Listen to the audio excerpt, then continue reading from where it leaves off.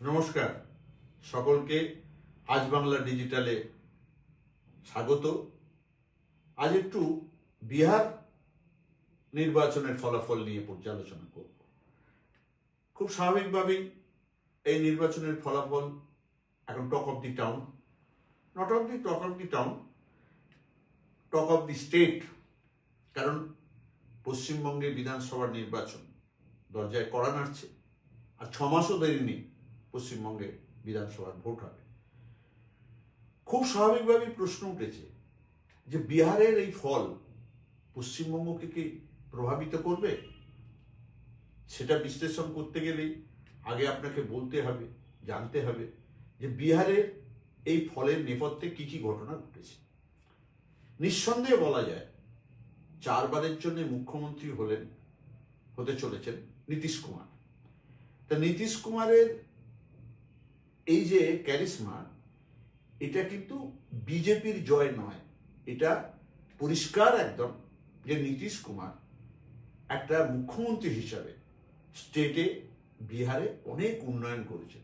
সবচেয়ে বড় জিনিস হচ্ছে, আমি নিজে সাংবাদিক হিসেবে লালু প্রসাদ যাদব যখন মুখ্যমন্ত্রী ছিলেন, রাবড়ি দেবী যখন মুখ্যমন্ত্রী ছিলেন, বহু ঘটনা নিয়ে আমাকে কভার করতে বিহারে যেতে হয়েছে। গেছি, দেখেছি। সত্যি একটা জঙ্গল রাজ ছিল, এ বিষয়ে কোনো সন্দেহ নেই। ও এবং ওর পরিবার মানে গোটা রাজ্যে একটা ভয়ঙ্কর মাফিয়া রাজ টাইপের কায়েম করেছিল। ওদের যারা ঘনিষ্ঠ লোক তারা যা ইচ্ছা তাই করত, এবং লাঠির জোরে এখানে সিপিএম 34 বছর বলবো না, শেষের দিকে 15-20 বছর লাঠির জোরে এখানেও যেরকম ভোট করত, লালু প্রসাদ যাদবও তাই করতেন। এবং ওর সমস্ত শালকরা ছিলেন, তখন আমরা জানি সুভাষ যাদব, সাধু যাদব, তারা সব বড় বড় নাম হারিয়ে গেছে। এই যে অরাজক একটা অবস্থা, নীতিশ কুমার মুখ্যমন্ত্রী হয়ে কিন্তু একটা সুশাসন দিয়েছিলেন বিহারকে। পাশাপাশি অন্য সব ছেড়ে দিন, রাস্তা, বিহারের রাস্তা আমি আপনাকে বলছি, দ্বারভাঙা থেকে একটা 40 কিলোমিটার গন্তব্যস্থলে যেতে আমি সকালবেলা গঙ্গাসাগর এক্সপ্রেসে নেমেছিলাম দরভাঙ্গায়, ভোট কভার করতে গিয়েছিলাম। আমার ওই 4 ঘন্টার 40 কিলোমিটার রাস্তাটা, বিশ্বাস করবেন না, সকাল 7:30টায় রওনা দিয়েছিলাম। সেই 40 কিলোমিটার রাস্তা পেরিয়ে যখন পৌঁছলুম নির্দিষ্ট স্থানে, সেটা তখন রাত্রির হয়ে গেছে, রাত্রি 9টা বেজে গেছে। এত খারাপ ছিল রাস্তার কন্ডিশন সর্বত্র। আর সত্যি তাই, মানুষের জীবনের কোনো নিরাপত্তা ছিল না, গ্রাম শহর সর্বত্র। আপনি বিহারে লালু প্রসাদ যাদবের আমলে কত বনেদি বাড়ি জোর জবরদস্তি ওর লেটেল বাহিনী দখল করে নিয়েছে আপনারা জানেন না। পাটনাতে বহু বনেদি বাড়ি, তার মধ্যে বাঙালিদের অনেক বাড়ি আছে, সমস্ত দখল হয়ে গিয়েছিল। আর মাফিয়া রাজ কিরকম চলতো সকলে আমরা জানি। সেই অবস্থাটার কিন্তু অবসান ঘটিয়েছেন নীতিশ কুমার মুখ্যমন্ত্রী হয়ে। রাস্তার কথা বললাম, আর একটা বড় বিষয় হচ্ছে মদ। বলবো না যে বিহারে কোথাও এখন চোলাই মদ পাওয়া যায় না, কিন্তু সরকারিভাবে মদ নিষিদ্ধ করায় মহিলারা দারুণভাবে সহানুভূতি জানিয়েছেন নীতিশ কুমারকে, সেটা বরাবর। আর এবার যেটা যুক্ত হয়েছে সেটা হচ্ছে মহিলাদের, যেরকম এখানে লক্ষ্মীর ভাণ্ডার, ঠিক সেই মডেল, এবং সেটা একেবারে ভোটের মুখে মোটা টাকা। 7ই নভেম্বর প্রায় 1.5 কোটি মহিলার অ্যাকাউন্টে, বিহারি মহিলার অ্যাকাউন্টে 10,000 করে টাকা ঢুকেছে। কিন্তু লক্ষ্মীর ভাণ্ডার মমতা বন্দ্যোপাধ্যায় শুধু ভোটের সময় দেন না, সারা বছর, কয়েক বছর ধরে এটা চালু হয়েছে। শুধু লক্ষ্মীর ভাণ্ডার কেন, মমতা বন্দ্যোপাধ্যায় মুখ্যমন্ত্রী হয়ে তার মস্তিষ্ক প্রসূত যে সমস্ত পরিকল্পনা, উন্নয়নমূলক কাজের পরিকল্পনা, প্রকল্প, আজকে সারা ভারতবর্ষে যেখানে যেখানে বিজেপি জিতছে, এমনকি কর্ণাটকে সরকারি প্রতিষ্ঠান বিরোধী হাওয়া হারিয়ে দিয়ে যে কংগ্রেসও এসেছিল, কংগ্রেসও মানুষকে বোঝাতে পেরেছিল আমরা আসলে মহিলাদের জন্য এই করব। শুধু মহিলা নয়, প্রান্তিক মানুষদের জন্য পশ্চিমবঙ্গের মুখ্যমন্ত্রী মমতা বন্দ্যোপাধ্যায় যে সমস্ত প্রকল্প নিয়েছে। আজকে দেখুন, বিজেপি লোকসভা নির্বাচনের পরে লোকসভা নির্বাচনের ফল কিন্তু বিজেপির পক্ষে খুব ভালো ছিল না, তারা একক সংখ্যাগরিষ্ঠতা পায়নি, তাদের কিন্তু সেই এনডিএ রাজনীতিতে আবার ফিরতে হয়েছে। একক মানে আমরা এই সব সেই জায়গায় তারা আর নেই। মহারাষ্ট্র, দিল্লি, হরিয়ানা, উড়িষ্যা সব জায়গায় আপনি দেখুন যে ওই একের পর এক ওই ধরনের প্রকল্প, ওই লক্ষ্মীর ভাণ্ডার থেকে শুরু করে স্বাস্থ্যসাথী পর্যন্ত একের পর এক প্রকল্প। তার মানে আপনাকে সরকারের থেকেও প্রতিষ্ঠান বিরোধী হাওয়া কাজ করছে না। কেন? উন্নয়ন, মহিলাদের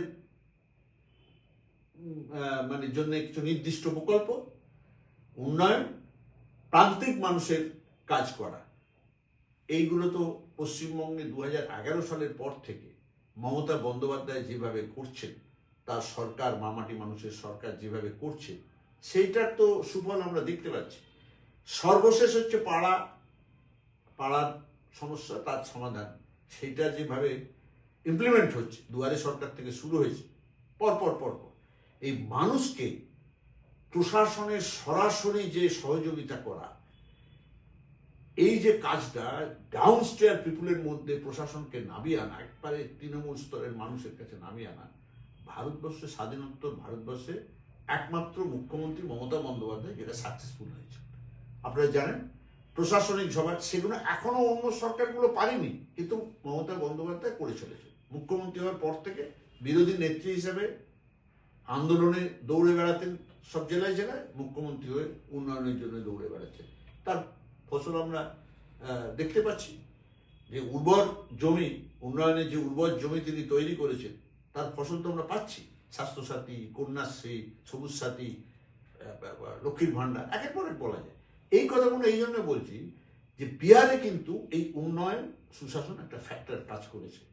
এবং ওই লালু প্রসাদ যাদবের ছেলে তেজস্বী যাদবের মুখটা সামনে আনাতে, যে মুখ্যমন্ত্রী হবে, যারা লালু প্রসাদ যাদবের আমলের ভোটার, তারা কিন্তু আতঙ্কিত হয়েছে যে আবার ওই যাদব পরিবার আমাদের রাজ্যে ফিরে আসছে শাসন ক্ষমতায়।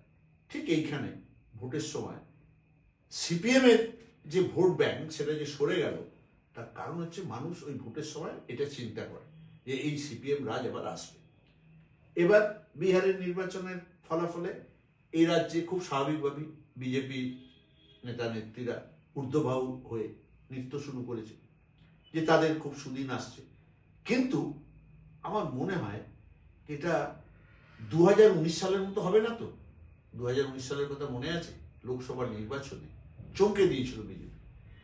পশ্চিমবঙ্গে 42টা আসনের মধ্যে 18টা আসনে তারা জয়ী হয়েছিল, এবং দলের সর্বস্তরের নেতা নেত্রীরা ধরে নিয়েছিলেন যে রাজ্যপাটে বসা, পশ্চিমবঙ্গে পরিবর্তন ঘটিয়ে ক্ষমতায় আসা শুধু সময়ের অপেক্ষা।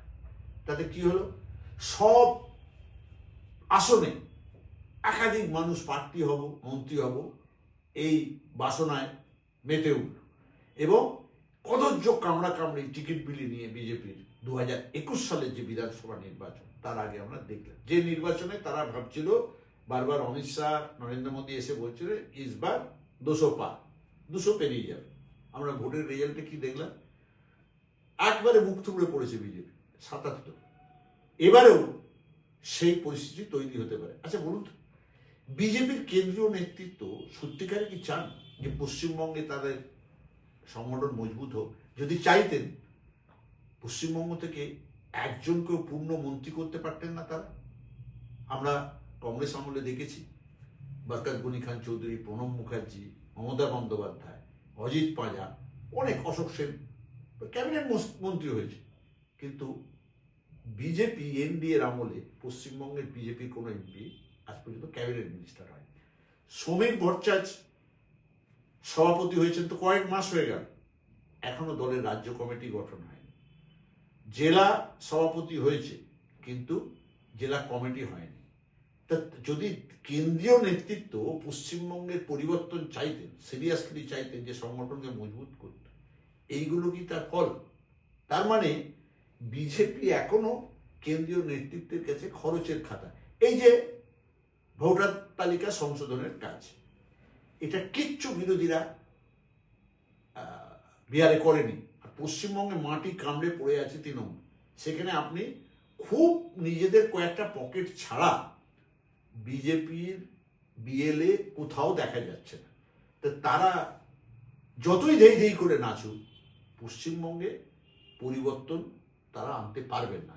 এক হচ্ছে মমতা বন্দ্যোপাধ্যায়ের উন্নয়ন পরিকল্পনা, কাজ বাস্তবায়ন, এবং অবশ্যই সুশাসন করবো। কারণ পশ্চিমবঙ্গে অপরাধ হয় না বলছেন, কিন্তু অপরাধ হলে সঙ্গে সঙ্গে প্রশাসন ব্যবস্থা নয়, সেই দিকে মমতা বন্দ্যোপাধ্যায় মুখ্যমন্ত্রীর একটা নজরদারি আছে। আর ওই যে বললাম যে এই যে এখন বিজেপির সব লোক বেরিয়ে পড়বে ভোটে দাঁড়াতে, প্রত্যেকটা আসনে মারামারি কাটাকাটি হবে, যেটা 2021 সালে হয়েছিল, সেই সিন আমাদের এখানে রিপিট হওয়ার সময়ের অপেক্ষা। আমার মনে হয় যে এদের কেন্দ্রীয় নেতৃত্ব কখনো সিরিয়াস নয়, এবং এখানে বিরোধী দলের কোনো ধারাবাহিক আন্দোলন নেই, কিছু নেই, শুধু আমি টিভিতে মুখ দেখাবো, এইটা করে আমার মনে হয় হাওয়া, এই কুলোর হাওয়া দিয়ে এখানে আপনি তৃণমূলকে সরিয়ে পরিবর্তন আনতে পারবেন, এটা অসম্ভব।